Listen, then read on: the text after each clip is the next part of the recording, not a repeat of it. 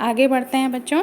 ये जो मैंने आपको अभी बताया द्वितीयक पुटक का निर्माण होता है, ये किससे होता है? वही जो प्राथमिक पुटक है उसी के चारों तरफ जब और अधिक परतों का निर्माण हो जाता है तब उसी पुटक को अब हम क्या कहने लगेंगे? द्वितीयक पुटक। और उसके अंदर क्या चीज़ है? प्राथमिक अंडक। अंडक अभी भी प्राथमिक ही है, उसमें आगे कोई विभाजन नहीं हुआ है, इसलिए हम अंडक को क्या कहेंगे? प्राथमिक अंडक ही कहेंगे। लेकिन उसके बाहर की तरफ जब और अधिक पुटिकाएँ और अधिक परतें जमा होने लगती हैं तब हम उसको द्वितीयक पुटक कहने लगते हैं। आगे बढ़ते हैं। कुछ समय के बाद अब इसमें और अधिक पुटक जब और अधिक परतें जब बनने लग जाती हैं तब उसको हम क्या कहेंगे? तृतीयक पुटिका या टर्शरी फॉलिकल। इसके बाद इसमें क्या होता है कि अब ये क्योंकि आकार में भी थोड़ा थोड़ा ये बढ़ने लगती है तो इसमें एक गुहा जैसी संरचना यानी कि एक गहरे गड्ढे जैसी संरचना बनने लगती है जिसको हम कैविटी कहते हैं।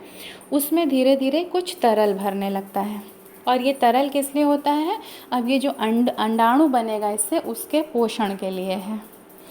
तो जो ये हमें इस तरह की जो संरचना प्राप्त होती है जिसे हम तृतीयक पुटक कहते हैं, इसको अब हम क्या नाम देंगे? एंट्रम, जिसमें एक गुहा भी पाई जाती है। अब इसमें दो तरह की परतें होती हैं। जो बाहरी परत होती है उसको हम क्या कहते हैं?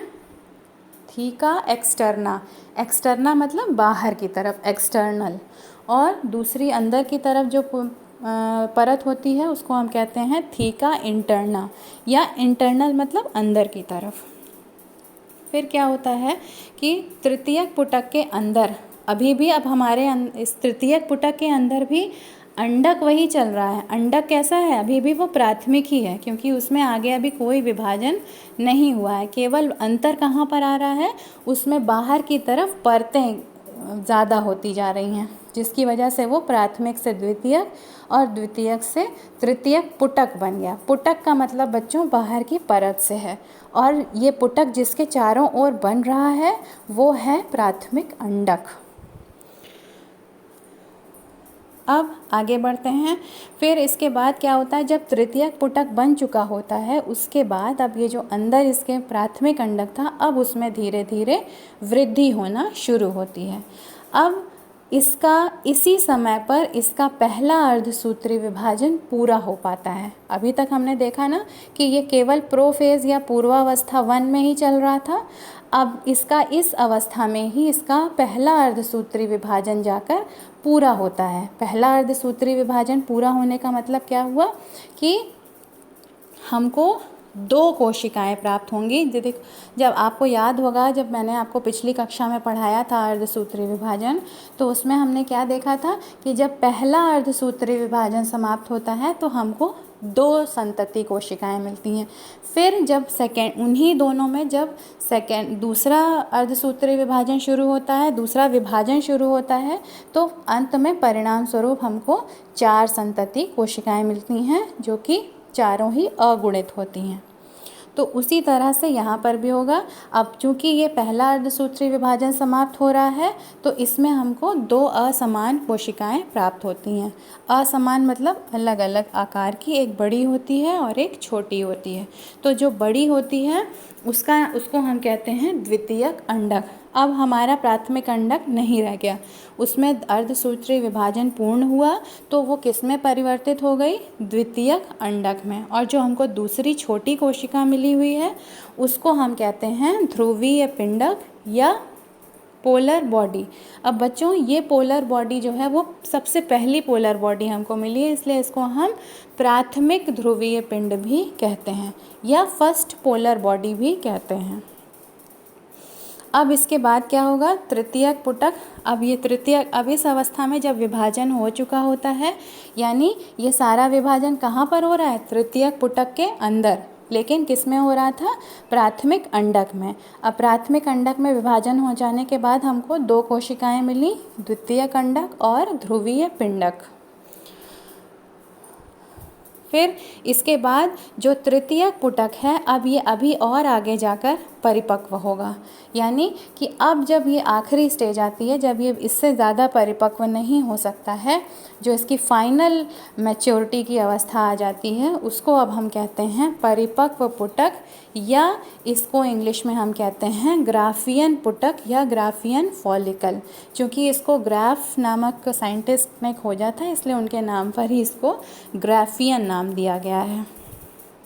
फिर क्या होता है आगे, जब ये जो हमारा द्वितीय कंडक है, अब ये अपने चारों ओर एक पारदर्शी झिल्ली का निर्माण कर लेता है। इस पारदर्शी झिल्ली का नाम होता है ज़ोना पेल्यूसिडा। फिर इस ग्राफियन बाद में जब ये पूरी तरह से परिपक्व हो चुकी होती है, तब इस अवस्था में हमारा ये ग्राफियन पुटिका फट जाती है, यानी इसकी बाहरी जो भित्ति है वो फट जाती है। अब जब ये फट जाती है तो क्या होगा, इसके अंदर हमारे पास क्या है, द्वितीयक अंडक। ये द्वितीयक अंडक जो है वो मुक्त हो जाता है, और बाद में यही द्वितीयक अंडक जो है जो मुक्त होता है, इसी को हम क्या कहते हैं, अंडाणु या अंड। ये अंड जो है जो मुक्त होता है, इस प्रक्रिया का नाम हम देते हैं अंडोत्सर्ग या ओव्यूलेशन। ठीक है, तो बच्चों आप यहाँ पर, ये मैंने यहाँ चित्र बनाया हुआ है, ये अंडाशय की अनुप्रस्थ काट है। कल मैंने आपको वृषण की अनुप्रस्थ काट में दिखाया था किस तरह से सर्टोली कोशिकाएं थीं और शुक्राणु थे जो कि उसमें धंसे हुए थे। तो ये सब आप कभी कभी क्वेश्चन पूछा भी जाता है कि वृषण की अनुप्रस्थ काट के द्वारा शुक्र जनन प्रक्रिया को समझाइए, तो आप वो बनाकर दिखाएंगे। और जब ये पूछा जाएगा कि अंड जनन की प्रक्रिया को चरणबद्ध तरीके से दिखाइए, तो आप वहाँ पर इस डायग्राम को शो करेंगे। अब यहाँ पर मैं आपको इस डायग्राम को एक बार फिर से समझा देती हूँ। यहाँ पर जब हम अंडाशय, मानव अंडाशय की अनुप्रस्थ काट देखेंगे तो हमको क्या दिखाई देगा, ये मैंने एक रेड कलर से दिखाई हुई है लाइन और एक विदाउट कलर है। तो ये जो हैं दोनों ही रुधिर वाहिकाएँ हैं, एक जो है वो आर्टरी है यानी कि धमनी है, और दूसरी जो है वो शिरा है, या कई भी और भी तरह की कई सारी रुधिर वाहिनियाँ इसमें प्रवाहित होती हैं। तो ये केवल एक सिंबॉलिक है, दिखाने के लिए।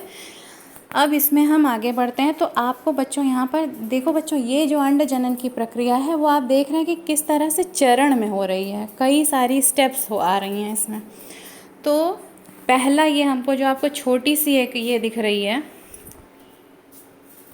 वो जो है प्राथमिक पुटक, और इसके अंदर जो आपको रेड कलर की संरचना दिख रही है वो क्या है, प्राथमिक अंडक। अब धीरे धीरे ये विकसित होती है, आकार में बढ़ती है। आपको थोड़ा सा इसको एनलार्ज करके देखिए, तो यहाँ पर आपको दिखेगा कि अब ये देखो अंदर की तरफ जो लेयर है वो और बढ़ती जा रही है। तो ये प्राथमिक से द्वितीयक पुटक बन गया, लेकिन अभी भी अंदर की क्या है, प्राथमिक अंडक ही है। आगे बढ़ते हैं, फिर ये और विकसित होती है थोड़ा सा, तो ये कहलाती है तृतीयक पुटक। ये तृतीयक पुटक। अब ये तृतीयक पुटक में आपको बच्चों यहाँ पर एक संरचना दिख रही है जो डॉट डॉट ब्लैक पेन से दिख रही है यहाँ पे, वो चीज़ क्या है, वो अब इसी अवस्था में मैंने आपको बताया था कि एक गुहा का निर्माण होता है जिसमें एक तरल भरा होता है। तो ये वही अवस्था है, यहाँ पर आपको दिख रहा है ये वाला इस जगह से अटैच है और ये वाली जगह खाली है, इसी को हम गुहा कहते हैं। फिर जब यही तृतीयक पुटिका और अधिक विकसित होती है तो क्या कहलाती है, ग्राफियन पुटिका। ग्राफियन पुटिका। अब यही ग्राफियन पुटिका, इसमें देखो बच्चों डबल लेयर मैंने बना दिया क्योंकि ये और अधिक परतों से घिर चुकी होती है, पूरी तरह से परिपक्व हो चुकी होती है। अब इसके बाद एक तरह से आप लोग ये समझिए बच्चों कि पहले ये अवस्था आई फर्स्ट, फिर सेकेंड, फिर थर्ड, फिर फोर्थ, और फिर ये इस अवस्था में आते आते यहाँ पर अंड जो है ये फट जाती है, ग्राफियन पुटिका, और फटने के बाद ये जो बाहर निकला हुआ है इसको हम कहते हैं अंडाणु। ठीक है, अब एक चीज़ और यहाँ पर है, जब अंडाणु निकल चुका होता है तब इस ग्राफियन पुटिका का क्या होता है, उस अवस्था में उसके बाद जो ये शेष रह जाता है उसको हम नाम देते हैं कॉर्पस लूटियम, या हिंदी में पीत पिंड, येलो बॉडी। ये इस तरह से रह जाती है। फिर वो धीरे धीरे आप इसी में आगे बढ़ते जाओ, यानी कि इस अवस्था में आए, फिर ये हुआ, फिर ये हुआ और फिर ये हुआ, यानी कि धीरे धीरे वो छोटे होकर उसका वो विलुप्त हो जाती है। तो ये है बच्चों आपकी अंडाशय की अनुप्रस्थ या अरेखीय काट।